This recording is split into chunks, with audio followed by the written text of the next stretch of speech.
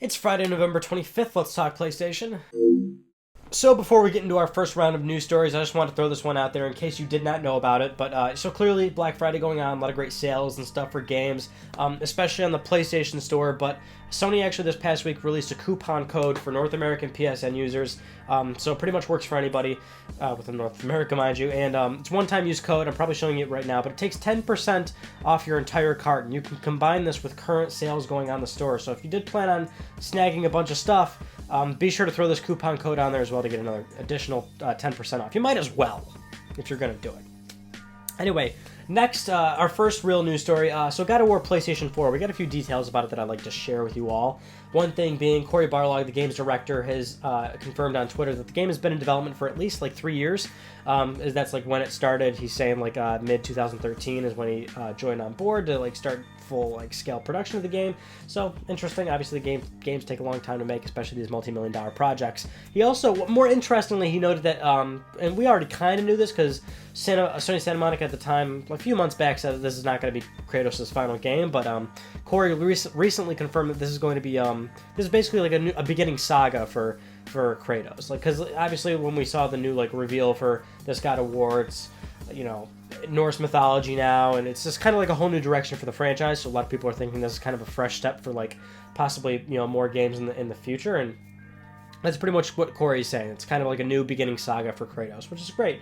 So hopefully this next one coming out is going to be very good, and then we can get an even better one. All right, these next few news stories are all rumors, so take it for what you will. But industry insider Shinobi 602, which notably has some good like a decent track record going on, so that's why we sometimes like to talk about it.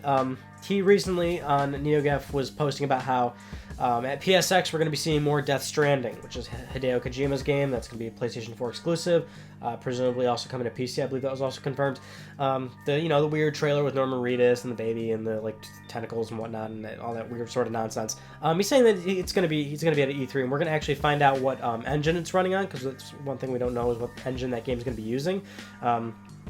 He's saying it's not going to be utilizing the same engine as Infamous Second Son. Of course, I'm mentioning that because Hideo Kojima was, infamously for a while, traveling at Sony's various studios, looking at everybody's, engine for their game development, and kind of like fielding technology and deciding what he wants to go with for, his studio. So he's saying that we're going to be seeing Death Stranding at E3, and we'll find out what engine. So here's the problem with this, is that clearly this game is like a long ways off. Like, there was no reason for us to see the teaser as early as we did, and there's really no reason to see it at PSX. Like, that's the thing. I know like some people would maybe find this exciting, like, oh yeah, we'll get to see more Death Stranding. You don't need to see it though when the game's clearly like 3, 4, upwards of 5 years out. Like, who knows? But it's not like this thing is going to be ready, late 2017 or even mid 2018.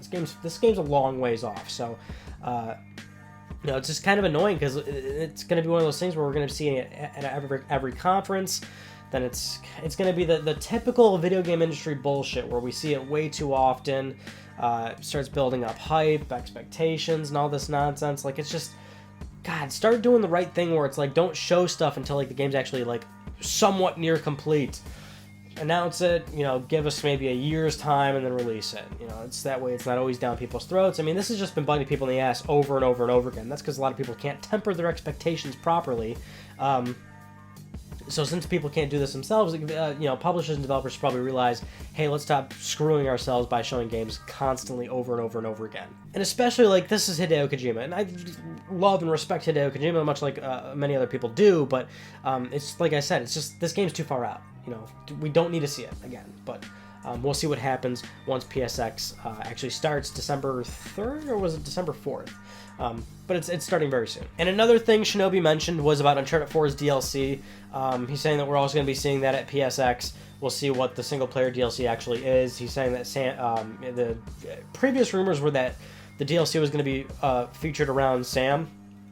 And now Shinobi's saying that that's not actually going to be the case. Sam's not actually going to be in the single-player DLC. But so we'll see that as well. Presumably. This is what he's saying. Speaking of DLC, I'd like to share a news story that's making a few rounds this past week. I'm sure it's going to please a lot of people, but at the same time, it's certainly up for contention and conversation. So, somebody at Ubisoft, Anne Blondell Yuan, I think that's how you say their name, VP of Live Operations at Ubisoft, was talking about, DLC and how they're not going to be, how they're not going to be selling DLC anymore. That makes that feels a little like compulsory to people and feels required to get the full experience. They're saying that they don't want to do that anymore. They shared this interesting quote that said, "The key is, if it's not adding something on top of the actual experience of the game, then it is no good, because we'd be asking for more money for the wrong reasons. Also, if the content is compulsory for gamers, it's no good as well.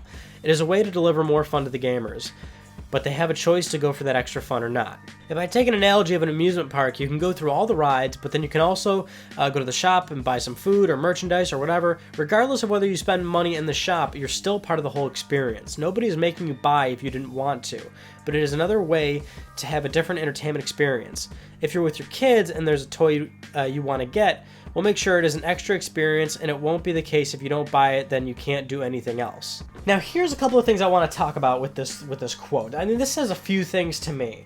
Number one, this sounds like Ubisoft trying to cover their ass a little bit and sort of appease customers and sort of heal the relations they've had with their customers as of late. And this is probably because of, all the things they've been doing the last, decade of developing and publishing video games in regards to DLC and season passes and recent releases with season passes.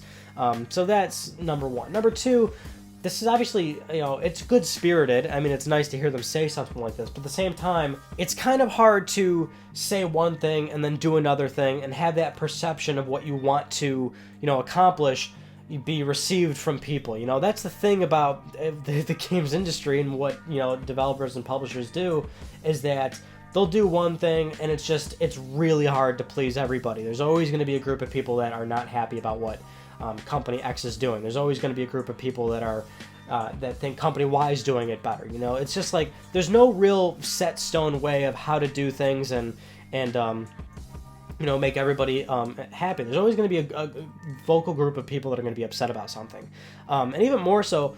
And I this makes me sound like sort of a corporate apologist, but it's like at this kind of like, I don't know, because I've always been of the stance where it's like, if you don't want to buy like DLC, or if you're not happy with what a company's offering or something, you don't have to buy it.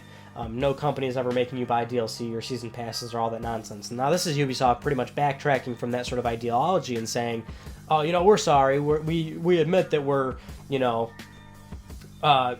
charging all this extra money, and you guys feel the need to buy it." And I've always been of the mind where it's like, nobody fucking has to buy anything. You guys just like to complain all the time because you for some reason always feel compelled to buy all this extra shit that if you don't want to pay for it, nobody actually made you do it. I mean, hell, you could wait a year after the game comes out and buy the definitive Game of the Year edition of the game, where it's released at either full price $60 or maybe sometimes even a budget price of like $40, and it comes with all this extra shit, all the DLC that's ever been released for it. Sometimes if you've been waiting for it from, say, another platform, like, say, X1 goes to a PS4 game or PS4 goes to an X1 game, you get all this extra content that the original version didn't get, Like, there's so much benefits to just waiting and not spending your money immediately right away. So it's always like, that's the thing. I sound like a corporate apologist, but it's like a consumer thing. Like, you guys don't have to always go ahead and buy stuff. So this is kind of Ubisoft at the same time also, I guess, bowing down to that sort of consumer yelling over and over again. But I guess that's a good thing, obviously. I mean, if consumers want to yell and scream and bitch, and rightfully so, I mean, I guess that would make some positive changes, and that's what it appears from Ubisoft. But it's just like, it goes back to point number 3. Like how are they going to go about actually doing this the right way that they're talking about? I mean, there are a lot of publishers and developers that do a great job of releasing DLC, but there's still no like one size fits all. Does that mean waiting a longer period of time before you actually release content? Does that mean releasing content and just making it priced more affordably? Does this mean releasing content and not making it an integral part of the original story or the original gameplay or the original plot? I mean, there's a number of ways it kind of goes about it. Like, it is not a one size fits all, and there's always going to be people's different perceptions of what's right and what's wrong. So it's just like, it's a nice thing for Ubisoft to say, but it's all those things we kind of just talked about. And for our final news story, Electronic Arts CFO Blake Jorgensen was discussing and recently revealing that moving forward, because of the fact that a lot of EA's games, pretty much all EA in-house games developed in the Frostbite engine, they revealed that all their games like lead development on PC as a platform, and then obviously they build it to, like, say, a really high spec PC, and then the games are scaled back to fit consoles. So that is the actual piece of news story, and this is going to go and do another snowballed conversation like we just talked about. So a few caveats real quick, because obviously people are going to be like, stupid about this. Oh, games are obviously always developed on PC because they're games. They have to be made on a computer first. So here's the actual, explanation of that. One thing being, this means target development, like, from beginning to end, so to speak. Back in the day, and I guess for, like, a lot of developers, for, as long as, well over, like, 2 decades at this point. When games are developed, obviously they're developed on computers, no shit, but they have a target platform, and they always work towards that goal of, like, that platform. They don't, exceed the power of, like, developing a PlayStation 2 game on a computer. They make a PlayStation 2 game from start to finish, and they know that they're working on a PS2 game. This is the difference where it's like, okay, we're making a game, we're gonna make it look super, super pretty, and obviously the base platform is actually PC, not just the fact that the game's being made on a computer. It starts on PC. They're doing it for the highest spec of a PC, which is, obviously, that's PC development in a sense where it's like, when a PC game comes out, it's got, tools and settings that let you toggle, resolution, frame rate, and anti-aliasing and all that, usual stuff that you can do with a PC game. They built it to the highest spec, they have those toggles there and everything, and of course, and then to get it to, run properly on PS4 and X1, you'd scale it back, because clearly the high spec of a PC, that's like, it's what we've talked about in many other videos. It's kind of a open roof. Like, it's as high as they really want it to be, but they still have to be realistic with where the game can go. I forget what video it was, but we were having some sort of conversation about power and consoles and PC and that kind of rabbit hole discussion. And I was saying, it was if you were to make a game for, like, the highest common denominator, like, nobody could play it. It would be an insanely super expensive NASA supercomputer, because that's the highest common denominator. When people talk about how PC gaming is so great, yeah, it's great, but it's not. PC gaming is not the same for everybody. It's only as big as your budget allows it. So at some point in game development, you have to pick a certain roof, and that's what it is. And so with EA moving forward, they're doing, PC as the target platform. They're building that roof. They're picking a point, and then, they're coming back down to, release it properly on PS4 and X1. Because PS4 and X1, yeah, they are, aged boxes, affordable consoles, so that clearly makes sense there. So the good thing is that this is obviously, this is more so beneficial for EA right now in sort of the short term, but in the long term it's great, because I think a lot of more developers, if they're not doing this already, they probably should, or I think more developers probably will, but it streamlines development, makes it easier, even more so because we now have iterative consoles, which is something we have not had ever before.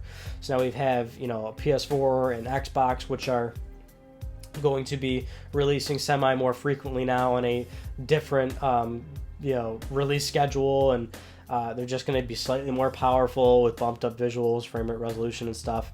We talked about this a million times, so we won't go any further, but make it easier. Make it easier for the development side of things. Hopefully this will also mean that the end result is good for anybody that decides to play anywhere. This means the game should be good on PS4, it should be good on Xbox One, and even more importantly, PC as well. That's the thing. PC gamers have been shafted on a lot of games in the past, like, decade, especially during, like, the PlayStation 3, Xbox 360 generation, because PS3 and 360, more specifically 360, was always the target platform for development. 360 was, like, always lead development for most games and for most developers. And then moving the game to, say, PC and PS3, and then the PC version, like, there's just so many shitty PC versions of games out there, and it sucks. I mostly play on PS4, but I don't want, shitty games to be out there for people. So hopefully this streamlines it, makes everything a little bit better, and, like I said, it's a long-term thing. It'll benefit, I think, most people in the end, over the, in the coming years. Those are just some of the news stories I want to talk about with you guys this week. I didn't have any new videos this past week, and admittedly that is because I've been playing a lot of Pokemon Moon. I warned you guys, not gonna lie, this channel is not 500,000 subscribers and my livelihood, so I played games all week. Don't fault me on that one. So what we will have coming up probably is PS4 Pro review. I have been putting it through its paces. This was before Pokemon came out. I've been playing a lot of Skyrim on it. So I'll have probably a final review of that somewhat soon, no date. I would also like to review PlayStation VR too as well. And the problem is I don't have a lot of PlayStation VR games, you know, so I would feel kind of weird doing a final verdict review on it, but I'm really busy with, you know, not only trying to enjoy personal time with games, but, you know, work, and I'm working like pretty much every holiday throughout this year, as I have been doing for the past few years, so this is just kind of like a tough time for me to get videos out. And then I got to do holiday shopping and stuff for, you know, friends and family, so I'll try and get something out somewhat soon, but at this point I can't make any promises. But keep in mind, I still love you all, and that's what's really most important here. That concludes this week's episode of PlayStation. I'm R.I.P, but I can thank you all so much for talking with me. I'll see you guys next Friday.